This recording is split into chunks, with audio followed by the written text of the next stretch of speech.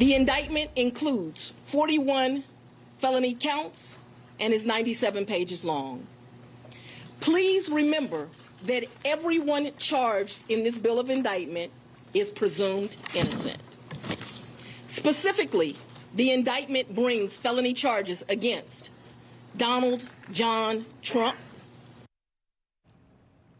Former President Donald Trump indicted for the fourth time, this time along with 18 others in Georgia in that 41-count indictment for his alleged efforts to overturn the results of the 2020 election.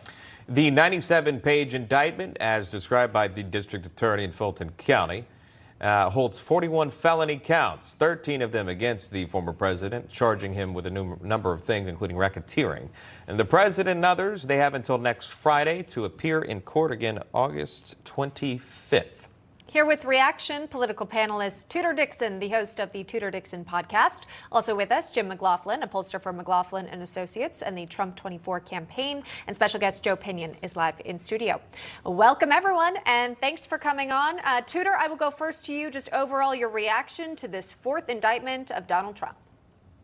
Well, I think it's shocking when we look at anything that talks about the election, especially when we had just come off of the 2016 election where we had Hillary Clinton calling Donald Trump an illegitimate president. Then we find that the Steele Dossier was completely faked and commissioned by her. Nothing happened to her. We look at what's going on with Joe Biden right now as president, what happened when he was vice president. And now we're saying that a president who said, I want to look back at this election is being indicted. This is shocking. It is a banana republic in the United States right now.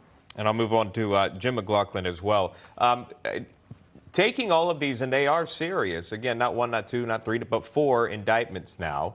And if, again, all of these happening, coming down, if convicted on this, you're talking a lifetime behind bars.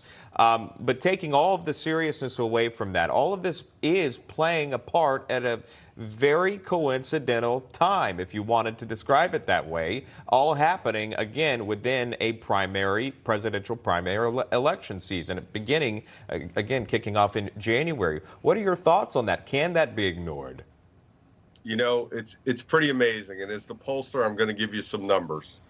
The last three national polls among Republican primary voters, Donald Trump has been ahead by 42 points, 43 points, 45 points. This is clearly backfiring on Joe Biden and the Democrats. And they don't know what to do with it right now. They think that this is going to help them in the election.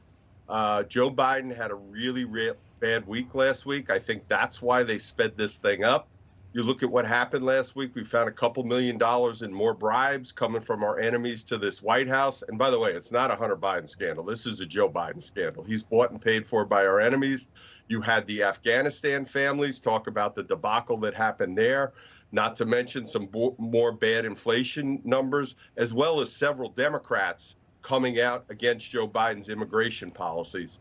The American people see this. Over 70% of Americans say these are politically motivated. So look, right-minded Americans, they're looking at this and they're saying this is politics at its very worst with Joe Biden. It's going to backfire on them. Everyone's got a different opinion on what this could mean for the race to the White House in 2024. Wanted to share this thought by the former president. He's posting on Truth Social. Again, this came out late last night. So he shared this in the morning, by the way, 1:28 a.m. Part of it, so the witch hunt continues. 19 people indicted tonight, including the former president of the United States.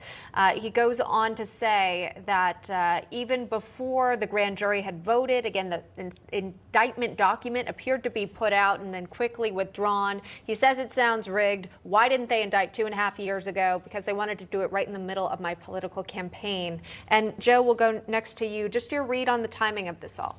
Well, look, I think it is telling the district attorney has to come out and remind people that all of the charges are presumed innocent because of the fact that the indictment was effectively released, or the charging document was released before there had actually been a vote by the grand jury. So that's one issue. Think of that what you may. But I think, to Jim's point, when you look at what's happening here, all Democrats have done is cement Donald Trump's stature in this Republican primary. The question becomes, how how does this fly with those independents? And I think there's going to be a whole laundry list of issues. There is such a thing as egos getting in the way, from Alvin Bragg in New York to this DA down in Georgia, where it certainly appears that their ego supersedes the fact pattern at their disposal. And if you juxtapose that again with what has happened here, with them now having to deal with the fact that it appears you have a federal case and a state case trying to allege much the same thing about Donald Trump,